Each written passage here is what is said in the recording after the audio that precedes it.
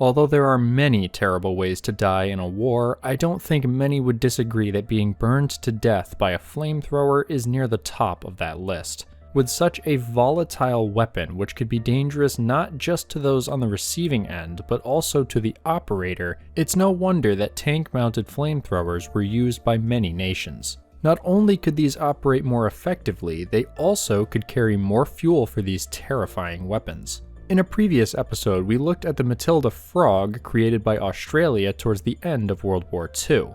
Today, we will be looking towards the European theater at the German vehicle known commonly today as the Panzer II Flamingo.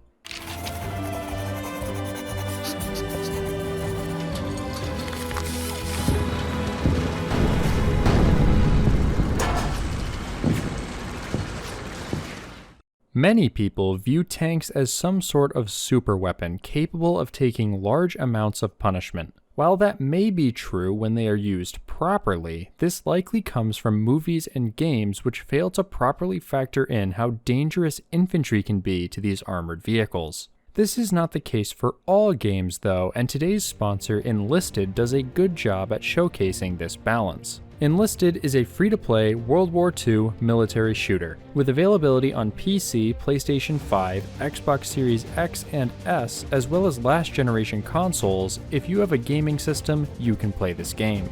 With numerous historical weapons and vehicles, the game does a great job at giving you an authentic experience of the World War II battlefield without having some of the complete nonsense you see in other titles. In fact, one of the premium vehicles in the game is the Panzer II Flamingo we'll be discussing today. One of the things I think this game does better than others is the impact of tanks on the battlefield.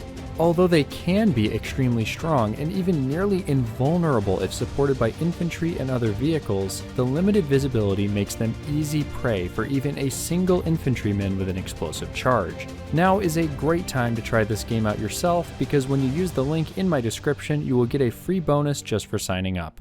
With that out of the way, let's get back to what you clicked on this video for.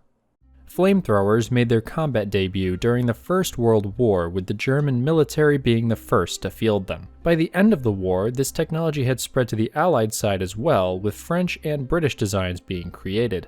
Although their use was somewhat limited in that conflict, by the end of the Second World War, the technology had evolved, allowing for more portable devices and longer range. For the purposes of today's video though, the most significant development was in regards to the combination of flamethrowers and tanks. What is currently believed to be the first flame tank to see combat was an improvised tank created by Brazil known as the F1. This was reportedly used during the 1932 Brazilian Revolution, performing well. Other early examples of these date back to the early 1930s, with vehicles created by the Japanese and Russian militaries. We'll return to these and the other early flame tanks in future videos, but to get back to our main topic, we need to look to the west at Nazi Germany. What can be considered the first German flame tank is somewhat debatable, as you could consider the modified Panzer Is in the Spanish Civil War to be the first. With these being done by the nationalist forces though, this couldn't really be considered a German design to most, despite using both a German vehicle and German flamethrower. Another design pointed to as the first German Flammpanzer is a similar modification done by Panzer Regiment 5 in Africa. Many sources name this as the first, but I have some questions regarding this. From the information I can find, these modified flame tanks were used during fighting around Tobruk in mid-1941. Interestingly, this puts the first combat usage of both the Panzer I flame tank and the Panzer II Flamingo within the same time bracket for their first combat debut. If anyone has further info on when the Panzer I was first used or modified, I would love to know, as I could not find any more specifics on that. That being said, with the Panzer II flame tank dating back to 1939, in my opinion, that gives it a strong case for being considered the first.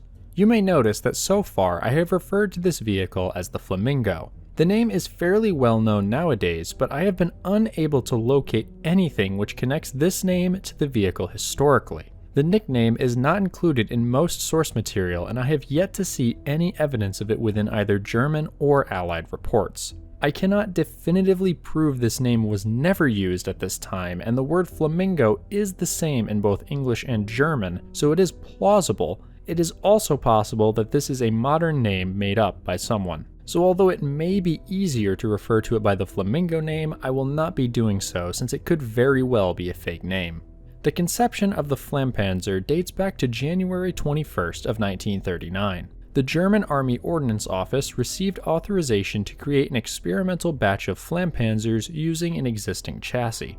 As you can probably guess, the one they would choose was that of the Panzer II, but to be more specific, they would select the Panzer II-D. Although at first it may seem like the chassis was significantly different from the original vehicle, in reality the changes were more minor. The hull and suspension remained unchanged aside from some additional armored boxes above the tracks to house the fuel tanks for the flamethrowers. The main difference from the Panzer II-D is found with both the armament and turret. The turret was a completely new design from the Panzer II's standard turret with an MG mount in the center and 2 armored vision slits on either side. These would act as both additional vision for the crew of the vehicle and also give the tank a sleepy appearance. The primary armament of the Panzer II Flamm were the 2 flamethrowers mounted on the front of each side of the vehicle with a secondary armament in the form of an MG found in the turret.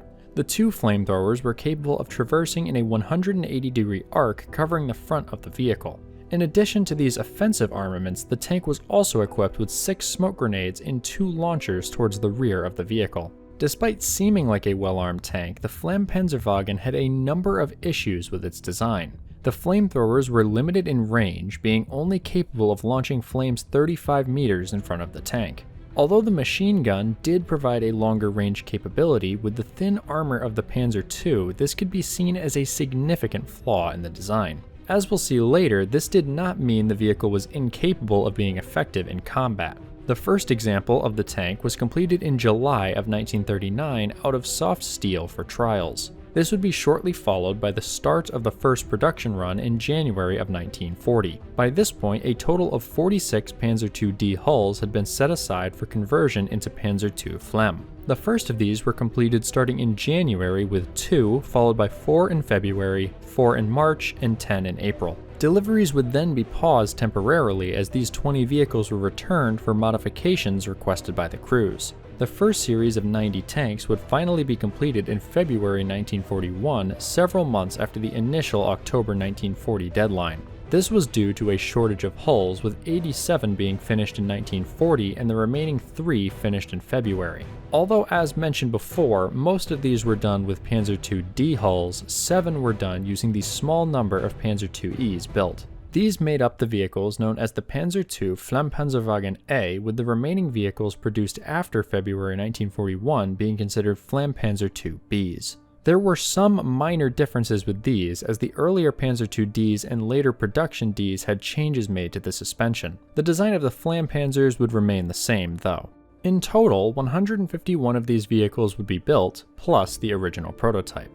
Overall, the Flammpanzer IIs had reasonably good performance with excellent mobility thanks to the Maybach 6-cylinder engine they were equipped with. This allowed the tank to reach 55 km per hour with an average road speed of 40. The armor was not as good, with it being 30mm at the thickest on the front and 14.5mm on the sides and rear.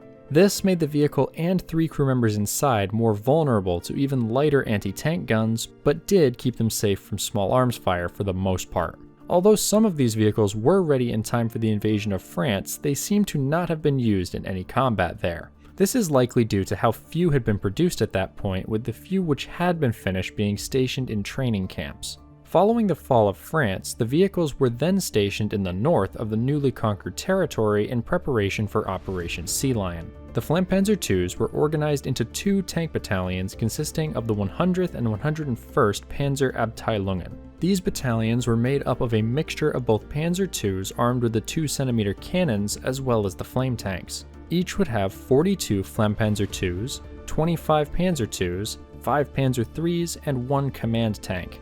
With Operation Sea Lion never coming to fruition, this training may not have prepared the crews for an attack on Britain as expected, but it likely would help them when they finally saw combat to the east. When Operation Barbarossa began, it would also see the combat debut of the Flammpanzer IIs, with the 100th Battalion being attached to the 18th Panzer Division and the 101st attached to Panzergruppe 3. One report detailed in Panzertracks 2-3 gives us some idea of how these tanks were used early in the invasion. The report details the 101st Battalion and the 7th Panzer Division advancing into Soviet territory before the 101st encountered thick forest which was impossible to pass with their tanks. However, the Soviet infantry were occupying the area and the German forces began to try and force them out. After the German infantry encountered heavy fire from the brush, some of the Flammpanzers began to shoot flames into the woods, burning away the brush and causing fear among the unfortunate defenders.